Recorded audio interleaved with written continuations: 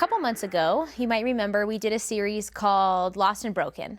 And that really came out of our mission statement, or another way of saying that would be just our number one goal at Flatiron students. And the way we say that is to bring the awesome life of Christ to lost and broken teens. And we talked about all the different ways that each of us are lost and broken, and how how we are the people that Jesus came for. And so you might remember that. But what about the first part? We talked about the second part of that mission statement, but what about this awesome life of Christ? What does that mean? What does that look like? And this series is really taking a look at what are some of the markers, or what distinguishes a life with Christ? Yeah, I think that awesome word is something to really pay attention to. And some of you at home might be thinking about this life of Christ and be like, man, I don't even know what this awesome life you're talking about is, because when I think of this life with Jesus, it seems like outdated or boring or filled with like too many rules to keep up with, and so I don't even know what you mean when you talk about awesome. Or there might be some of you who look at what the world is doing right now and how we feel and how life seems so crazy, and so how can life with Jesus be awesome if the world is in such chaos? And today I want to look at, and we want to look at, what this awesome life really means. Because when we talk about awesome, we talk about something that transcends our current circumstances, right? It's this life that is so upside down from the way that the world really works, that we can have peace when everything else is going on, and that we know that life with Jesus is so different, and it transforms like our doubts and our fears, and ultimately we can do life together. Yeah, I think too our circumstances and the way life is right now actually sets up what we're going to talk about today really well, because we're experiencing, this really isolated way of living right now. We are having to socially distance and be, detached from one another. And I think that we're experiencing things like loneliness. And I think we're starting to realize how just the presence of another human being, how much that really means to us right now. And so I kind of want to bring that into focus to start. Because yes, while we're physically isolated and we're having to physically distance and stay 6 feet apart, I don't think that those isolation tendencies are new for a lot of us. No, and I think not at all. Like, I, for most of my life, have been very familiar with like these thoughts and feelings of loneliness and isolation, and I think right now I'm realizing that even more. Like, I am a super social person, and I love my cats, but they don't cut it anymore. You and Caleb are such cat people. We love them. They're awesome. But I think a lot of times this fear of like not being enough, or this fear of like, man, these people are just going to find someone better than me, and so they're going to go away. I think that those tend to creep in and rule the way I think about everything. Yeah. And so instead of like reaching out and inviting people to do life with me, I tend to push them away because I get really scared of what that means. Yeah. And maybe you can relate to that. Maybe you can't. I think another thing that we've talked about a lot is like, maybe you feel that you're only as good as your best test score, or you're only as good as like your best game, and you have to perform to be loved and to feel like you have a place to belong.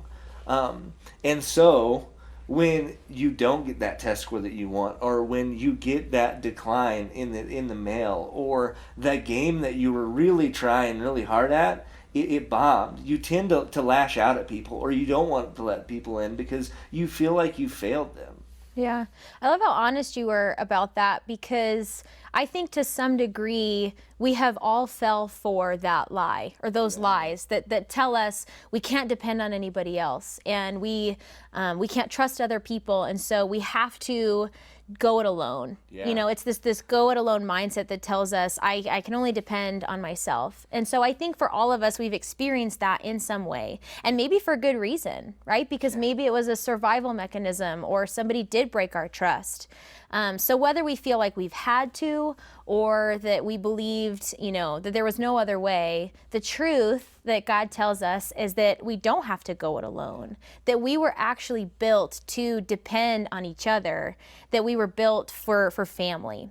I love the way that this famous king, David, writes it in the book of Psalms. He says it this way: He says, God places the lonely in families, and he sets the prisoners free and gives them joy. And he's describing this thing that happens when we start following Jesus, is that God invites us into this new family. And it might be like our flesh and blood families for some of us, but for some of us, it might be completely different. But this thing happens where all of these people from different circumstances or different walks of life, we're now connected. We're all united now because of Jesus. Yeah, and I think that's so great, because one thing that we say here all the time is like, this is home. And that's why we call each other family, right? Like, God takes those of us who are feeling isolated and like we don't have any friends, and he gives us this place where we can belong and we are known. And I think that's the whole point of this like series, Name and Numbered, is because we have a place where everyone knows our name, and like we have purpose and we have belonging and we have family, like we have each other's back. And I think that's so important and so amazing. That's why I love this place, right? Like, yeah. So no matter how long we've been trying to go it alone, nobody can survive that way. I mean, not even Jesus himself, went through life alone. And I think if there was one person in the history of the universe who could have done that, it's Jesus. Right? Because the Bible tells us that he was fully God. So that means he had all the same power of God at his fingertips. And so really, he probably didn't need many things from other people, because he could have got it directly from God, or he could have just worked a miracle to get it for himself. But he didn't do that. Jesus didn't live isolated and withdrawn and detached. But what we see is that Jesus was sent to earth on this mission. And yes, there were parts of that mission that he had to complete on his own. But what we see along the way is that he invites and he recruits these 12 other guys along with him. We call them the disciples the most often. And they wind up becoming this tight-knit unit that really depends on each other. And we also see that Jesus was born into a family, a flesh and blood family, with a mom and a stepdad and half siblings, and he had this support system. And I'm sure there were things like sibling rivalry and all the normal parts of family that you and I experience too. And so even though Jesus was fully God, he was also fully human. And that humanity desired friendship and connection and companionship and relationship. And so Jesus didn't go it alone, but he invited others along with him. No, for sure. Like, I think Jesus did that with his disciples, right? Like, he invited these guys that were from all different walks of life to follow him and experience an awesome life unlike anything else. And these people, they were from all different backgrounds. Like, you had guys that were fishermen, you had guys that were like super religious or super political or super wealthy or didn't have anything to do with society. And like, Jesus came and invited each of them into a life that was unlike anything they could ever experience on their own. Like, I think they would have been fine if they would have been like, well, I'm just going to keep doing things my way. But instead, they accepted this invitation to do something bigger than anything they could do on their own. And in that, they found this family that had meals together. They healed the sick. Like, they did all these insane things with Jesus. And sure, like, they fought because they were a family and they hurt each other. But at the end of the day, they did life together. And the amazing thing is they changed the world. And I think that's so crazy. I know. Hearing you talk about that, it excites me. And it makes me feel like that's something I want to be a part of. Yeah. And honestly, this is where my brain goes with this. Maybe not everybody's brain goes here, but mine for sure does.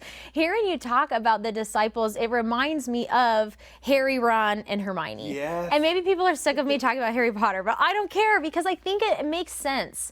Like I look at the three of them, and they came from all these different circumstances, totally different walks of life, but then they formed this new unit, right? This family, and they adventure together, and they take care of each other. Totally. I'm into it. I think that's a really cool parallel, right? Like, not only to what we experience in real life, but like even what the Bible talks about. Like, take Harry, for instance. Like, he had this amazing family, and that was all taken away from him. Like, he was orphaned. And the family that started raising him were horrible to him. Like, he lived in a closet. he may have gotten some meals, but life wasn't the way it was supposed to be. It wasn't great. And then Ron, he's one of 6 siblings, and like has a huge family that loves him, and like they play pranks on each other, and they're a part of this magical world, right? And it's super awesome. And then you have Hermione, and she's a single kid, like to parents, and they don't have any ties to the magical world.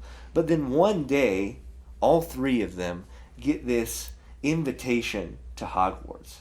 And it's this invitation to experience something that was unlike anything else that they had on their own. And it completely changed everything for them. And the cool thing is they didn't have to experience on their own. Like, they experienced this amazing life together. And Hogwarts didn't just give them this wizarding education, right? Like, it gave them a family that bonded together and were able to defeat the powers of darkness, which is so cool. Like, I want my invitation to Hogwarts. Yeah.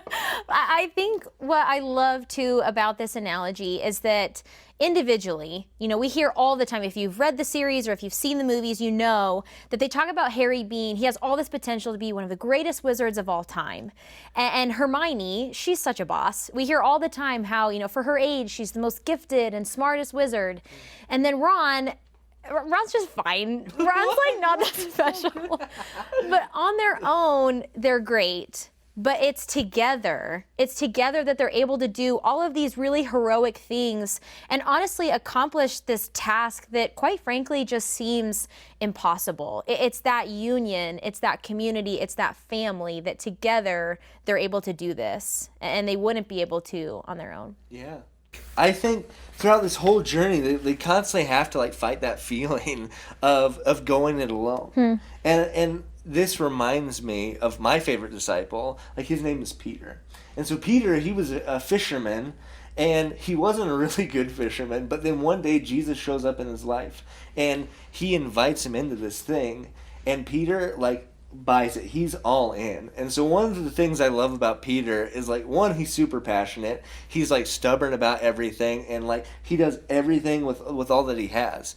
But just like all of us, like, he gets in his head, and sometimes he lets what other people think of him get in the way, and he lets that fear like separate him from this family that he was invited into. And we constantly see this all the time with Harry. Yeah. Like, Harry constantly feels like he has to go it alone and do things on his own, either to protect himself or to protect his friends, because he's so afraid that the enemy's going to get him. And that constantly messes him up, right? Like, and it creates almost fights between them, Oh. right? Where Harry's like, I have to go do this on my own. And Ron and Hermione are like, no, we're not letting you. We're together now. You don't have to go it alone. I like that we get to see those conflicts and those moments. Yeah, and I love that. And I think when we're talking about all this, ultimately, like, going it alone, it's a control issue. Like, it's distrust in who God created us to be. Like, we were created not only to need God, but to need each other. Like, we need to do life together. And I think making that decision to trust God and to follow Jesus, it takes a lot of courage, right? Like, letting go of our need to control leads to a full and abundant and an awesome life. And a life with Christ means that we don't have to go it alone. Like, we do this together. Yeah. And the thing that I love is in the book of Galatians, it says it like this. It says, share each other's burdens, and in this way, obey the law of Christ. If you think you are too important to help someone, you are only fooling yourself. You are not that important. Which, that sounds a little intense. So maybe explain that last part. Yeah, I will, because sometimes when we hear that, it's like, oh gosh, like, who am I? But I think the amazing thing is we are important. Like, we are valued and we are valuable, but it is saying this, that no one is so important that they can do everything on their own. Like, no matter how hard we try, like, we can't do life on his own. And even Jesus, he, like you've been saying, like he did life with other people. So we need to do life together. Yeah. And I think that's when life gets more awesome. Even though, like you said, it's going to be risky, it requires trust and giving up control. Life gets more awesome because with Jesus, we get this invitation into this new family where we don't have to go it alone, but we can go it together. And going it together, it just means letting others pick us back up when we've been knocked down. It means asking for help when you need it. Going it together is like what Jesus did for Peter and like what Ron and Hermione did for Harry, is they tell their friends, we're not going anywhere and you don't have to do this by yourself. And so I think for us, this means, you know, when the depression feels like sinking sand and I might never get out, don't go it alone, but go it together. And when I keep slipping into these bad habits that I've told myself I wasn't going to do, you know, go it together. When life feels scary and like you don't know what's next, which is all of us right now, you know, go it together. And it doesn't have to be a bad thing. It can be good things, like when you're excited. I think about our seniors and our 8th graders, when you're about to step into a new chapter or try something you've never tried before. Go it together. Don't go it alone. Yeah, and I think the important thing to remember, right, is like we're never going to do it perfectly. Like Right. going it together is going to be messy, and it involves like giving up control of that, like wanting it to be perfect. Because it's trusting that others are going to have your back, right? It's trusting that God knows what is best, and that is doing life together. And know this. People are going to let you down. Like, I'm going to let you down. Yeah. You're going to let me down. And that's okay because we're family. And so when we do mess up, we're going to forgive each other and we're going to try again. And I think the amazing thing about this family is that there's always grace for mistakes. And there's always grace that when you're scared and when you're sad, that it's okay. And we're all going to come back and do it together. And honestly, going and doing life together, it's going to look really different right now. Like, we can't physically hang Right. out. Like, even right now. Right. but like, we can still be connected spiritually and emotionally, and even if that's through screens, like, that's okay. And here's what I want going together to look like right now. Like, reach out to that one person who might be feeling lonely, and know this, like, make the first move. Because if you're anything like me, I'm like, I don't know, I'm just going to wait for them to reach out. But I promise you, like, reach out to them, and it'll make life so much better. Ask them how they're doing, like if you don't know what to say, and let them in on what's going on in their life. Because even if you're scared of getting rejected, or when it feels like no one cares, they do. So make the first move. Like, reach out to that leader or that one friend, and like let them know what's going on. And if you're scared and if you don't feel like you have the courage to, do this. Pray. Say, God, like, I'm really scared right now. Give me the courage to like send that text or send that FaceTime or make that call. And I promise that He will. And know this, like, we are in this together. Like, you don't have to go it alone. We love you just as you are. And we understand that it's okay to feel alone and isolated and separated. But at the end of the day, like Rev and Controlled Chaos and Flatirons, like, we're a family. And so we don't let each other go it alone. We do this together because we love you. You have a place to belong, and this is home. Awesome. So Rev and Controlled Chaos family, I'm going to pray. So you can either pray this with me, you can close your eyes or bow your head, or if you want to just close your eyes and I can pray this over you and for you, that's okay too. So here we go. God, thank you so much just for who you are. God, that you built us, you created us to need you and to need other people. God, I think every single person has at some level experienced that go it alone mentality. God, maybe life has taught us that we can't depend on other people and we can only trust ourselves. Or God, we feel like we have to be the best and the first and the brightest and the smartest to matter. But God, you teach us that we need others. We need each other. So God, especially during this time when we're physically separated and isolated, God, that we wouldn't be emotionally and spiritually isolated. God, that you would give each of us the courage to reach out to that one person who just needs to be reminded that somebody cares and that someone's there. God, I pray this week that all of our students would sense that sense of family. God, that they would know they have a place to belong here at Flatiron Students. Remind them that they are loved by you, by their leaders, and by each other. And in Jesus' name I pray. Amen.